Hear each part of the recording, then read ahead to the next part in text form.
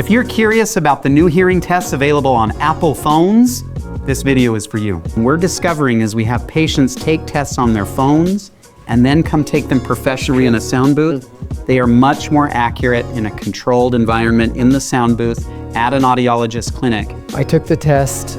It showed that there was a little bit of hearing loss in the high frequencies, and I thought to myself, I wonder if Dr. Whitaker tested me in a sound-treated booth under sound-treated headphones, how would my test results look compared to the test results that I acquired by putting my Airpods Pro 2s in with my phone in a quiet room, and I took a test in the quiet of my home. The test results were different. My hearing was actually better than what the iPhone suggested it was. Across the board, the iPhone results are a little bit exaggerated, but then at the same time, they're not as accurate in some of the frequencies, especially the high frequencies.